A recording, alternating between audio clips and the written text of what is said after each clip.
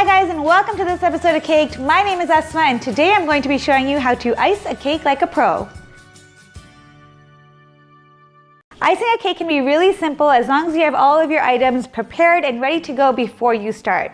First things first, you obviously need your cake leveled and ready to go. I have already leveled some 9-inch cakes here. If you want to see how to level a cake like I did, click on the little eye above, whichever side it's on, and it will take you to my video on how to level a cake. Next thing you want to have is your icing ready to go. I have some Twix cut up here. I have ganache, I have my chocolate icing, and my Swiss meringue buttercream vanilla, which I'm going to coat the outside of my cake with.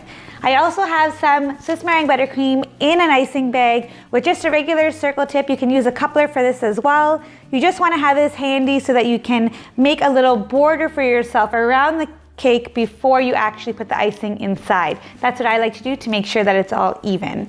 I also have my simple syrup here. Simple syrup is just 1 part water, 1 part sugar, boiled and cooled completely, and this just helps the cake stay moist and keeps it fresh while you're decorating so that it doesn't get dry too quickly. The next tool that you want to make sure that you have on hand is your turntable. A turntable works amazing when you're icing your cake. It helps so that when you're icing, you're moving the turntable instead of moving your body. You don't want to move your body because then you can create indents and it won't be very even. This way, you're just moving the table and you're good to go. This one is a little bit more expensive. I got it from Amazon. It was about $60, but I do have one from IKEA for about $10, which works just as well. I also have a cake board here. This one is actually pretty messy because I use it to ice my cakes. Sometimes when you ice cakes, it leaves little oil stains on your cake board. So I just use this one, and then when I'm done and ready to move it to the official cake board, I move it at the end. These are really handy, and it's better than using a plate because they're straight edges. You don't want to worry about the rim of the plate when you're trying to ice your cake. So these are great. I also have a smaller cake board here that I actually put the cake on so that you can move the cake around easily. So make sure you have one of these under your cake before icing your cake.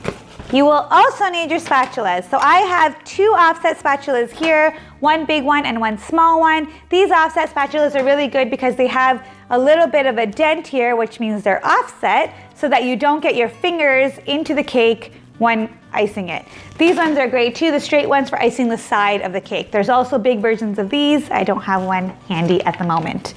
Then of course, bench scrapers are super handy when making your cake. I have a few versions here. I have this one that I use a lot from cakesafe.com. It's amazing and it's clear, so I really like it because you can see right through and you know what you're doing. Plus it's really long, so it's great.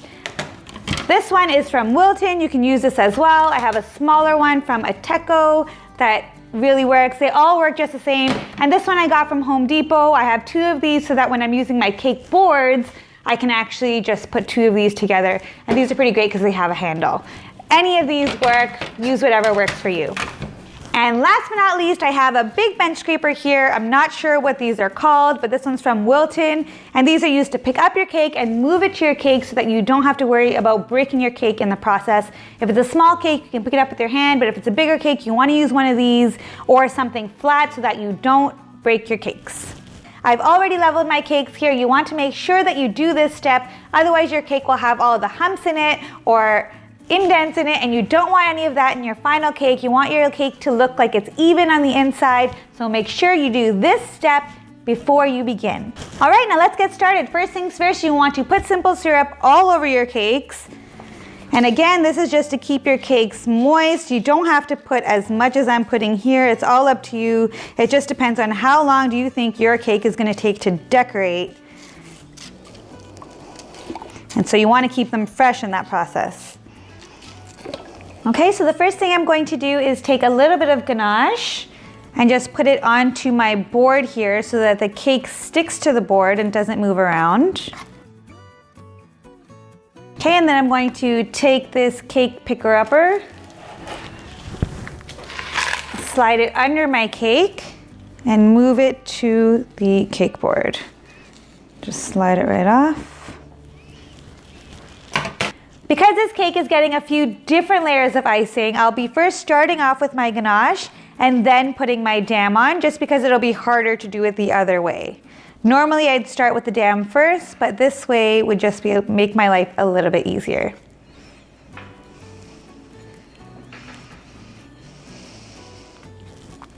Then we're going to take our buttercream in a piping bag filled with a round tip or a coupler, and we're going to use this to create a dam around the border of the cake so that when you're icing the cake, you don't have chocolate icing spewing out the sides.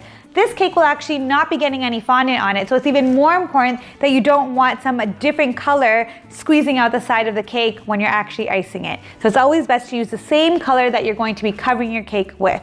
So you just take it, and on the very edge, create a little dam. Just squeeze and turn at the same time. Oh.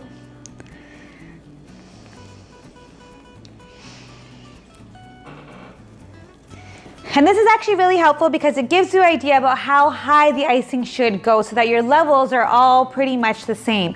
Some people weigh their icing so that they have about the same amount of icing in each level. Some people use a piping bag to cover the whole thing, which I do sometimes. Some people just eye it. You can do whatever works for you, but this way you actually know that your cake on the inside will look really even. Now I'm going to take some Twix bars that I chopped up into little pieces, and I'm going to put them all on the inside of this cake. And I wanted to do it this way so that the Twix can actually stick to the ganache, and then when I put the chocolate buttercream on top of this, it will hold in the Twix and the upper layer will be able to stick to the buttercream on top. If you put this on the very top, then the top layer doesn't have enough buttercream to stick to and it could slide right off.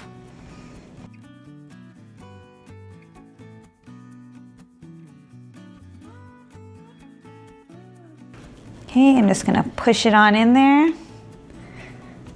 Okay, now I'm going to take my chocolate Swiss meringue buttercream, which is just regular Swiss meringue buttercream with a bit of cocoa powder or melted chocolate in it.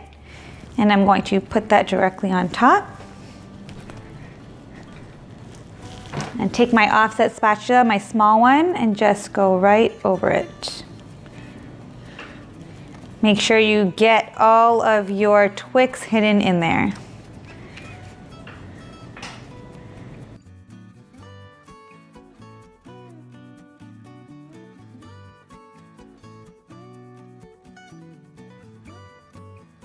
And remember, you can fill your cake with whatever you'd like, whether it's jam or just icing, you would do the exact same thing. And once you're happy with it, you can get down, look to see where it's at, and then you can put on the next level of cake. Okay, so now we're going to take this again, pick up your cake, just like that, and you're going to put it on top as center as possible. So you want to make sure that this cake, especially if you're not using the cake boards, that it's as centered as possible on top of the previous cake. So look at it from the sides, look at it from the top, make sure that it's in the middle. I think that's pretty good. And then you just want to push it down to get all the little air pockets out of it. Okay, and once you do that, you just repeat it all over again for all of your layers.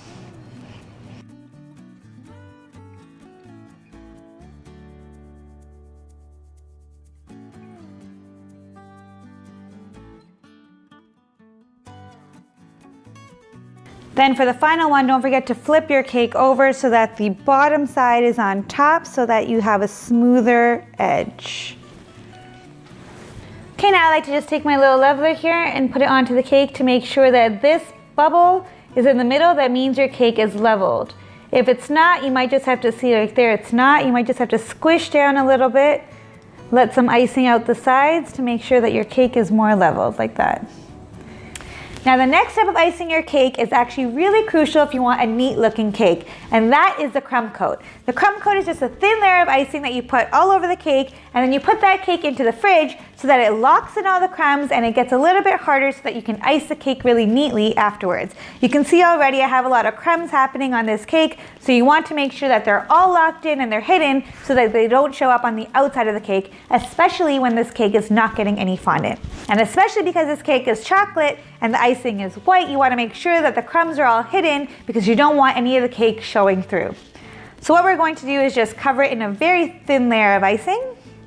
Actually, the very first thing I should do is just use the icing that's already here and lock them in. And another very crucial thing that you want to make sure to do is have a bowl beside you so that you can wipe off your spatula onto this bowl instead of your fresh batch of icing. You don't want any crumbs in there. That will not be pretty in the end.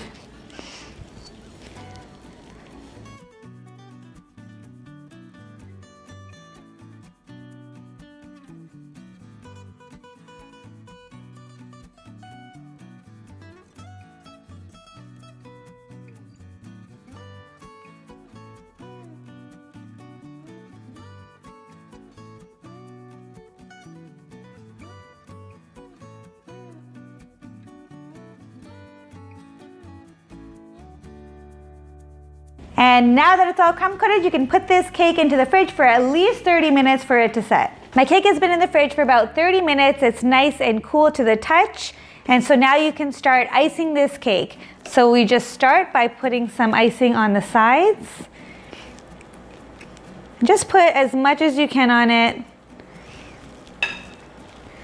And then we'll remove the excess later. You do have to put quite a bit on this cake because it's chocolate, and so you don't want the chocolate cake showing through the buttercream when you're done. Particularly for this cake because, again, it's not getting any fondant.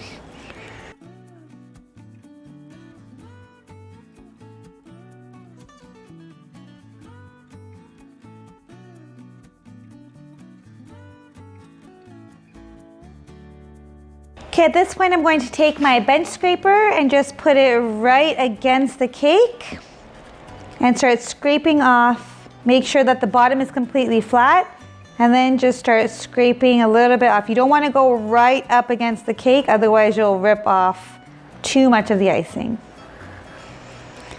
Don't worry about if there's holes, we can always go back and fill those in. And then just scrape off the excess and do it again.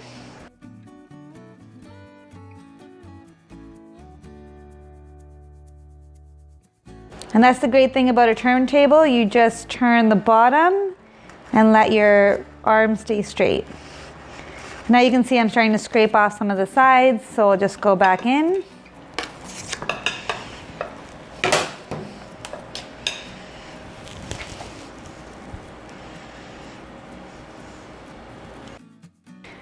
You can go around the cake as many times as you like.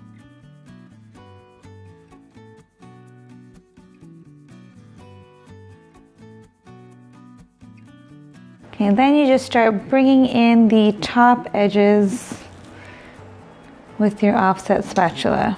I personally find the way with cake boards a little bit easier because I tend to fall into perfectionist mode and take forever to ice this cake. And that's it. With a little bit of time and patience, that's all there is to it. Thank you so much for watching. If you like this tutorial, please give it a thumbs up. And if you want to see more tutorials like this, please let me know in the comments below what you'd like to learn. I've made an entire playlist of cake decorating basics that you can check out right over here. And don't forget to subscribe to this channel right over here. Thanks so much for watching, guys, and see you next time. Bye.